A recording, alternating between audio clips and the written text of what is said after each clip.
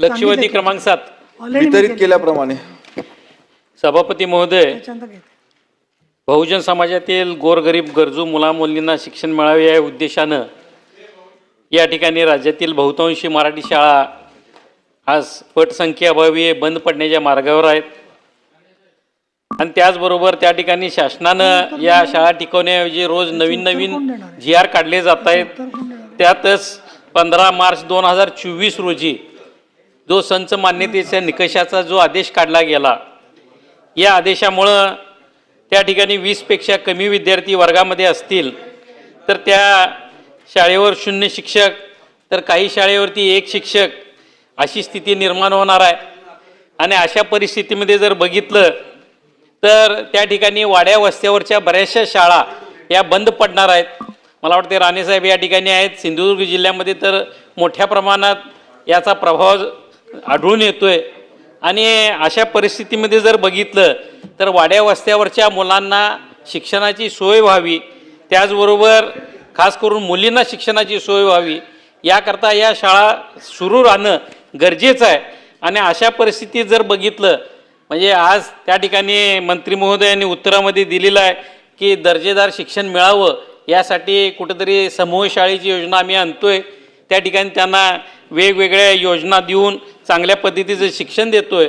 परंतु या ठिकाणी जर बघितलं तर कोल्हापूर जिल्ह्यामध्ये महानगरपालिकेची जरग नगर म्हणून शाळा आहे, जिथं 2-2 दिवस रांग लागते पालकांची प्रवेशासाठी, त्या शाळेमध्ये सुद्धा पुरेशी शिक्षक नाही आहेत अशी परिस्थिती आहे। आणि अशा परिस्थितीमध्ये जर तुम्ही वाड्या वस्त्यावरच्या शाळा बंद करणार असाल तर त्या मुलामुलींचं शिक्षण त्या ठिकाणी वंचित ते राहतील मुलं।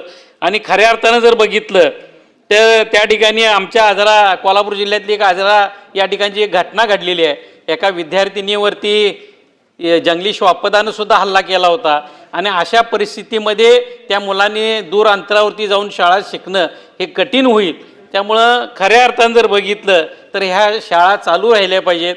आणि त्या ठिकाणी तुम्ही उत्तरामध्ये दिलेलं आहे की शहरी असेल, डोंगराळी भाग, आदिवासी भाग यासाठी आम्ही विचार करू, परंतु त्या ठिकाणी माझी या लक्षवेधीच्या माध्यमातून एकच विचारणा आहे की 15 मार्च 2024चा जो संच मान्यतेचा आदेश आहे तो रद्द होणार का आणि त्याच्यामध्ये दुरुस्ती होणार का, हा एक प्रश्न। आणि ह्या अनुषंगानं मला वाटते शिक्षक आणि पदवीधर आमदारांच्या समवेत एक बैठक झाली होती शिक्षण मंत्र्यांची, आणि त्यावेळी सांगितलं गेलं होतं की कोर्टाचा निर्णय लागल्यानंतर बैठक घेऊ आणि आपण काढू, परंतु तो बैठक ती झालीच नाही। आणि आपण तर त्या ठिकाणी आदेश काढला आणि आदेशसुद्धा काढत असताना 25-26ची जी संच मान्यता झाली त्याच्यामध्ये खऱ्या अर्थानं दिलं गेलं होतं की 20 ऑक्टोबर 2025च्या पट्टावरती ती संच मान्यता होईल, परंतु त्या ठिकाणी संच मान्यता जर बघितल्या तर त्या डिसेंबरमध्ये जनरेट झाल्यात आणि त्या डिसेंबरच्या पटावरती त्या जनरेट केले गेलेले आहेत। म्हणजे अधिकारीसुद्धा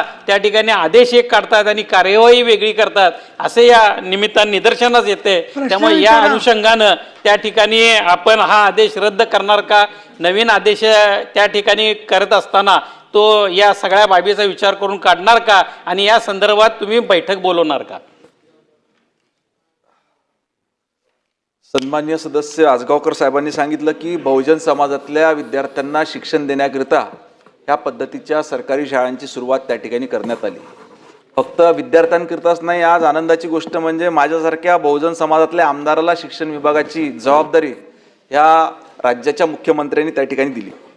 हे सर्व करत असताना आपण जे सांगितलं की आपला शासन निर्णय 15/3/2024 याच्यामुळं ज्या संच मान्यता देण्यात आल्या आणि त्याच्यामुळे काही शिक्षक त्या ठिकाणी अतिरिक्त ठरण्याची शक्यता आपण ह्या ठिकाणी सांगितलेली आहे।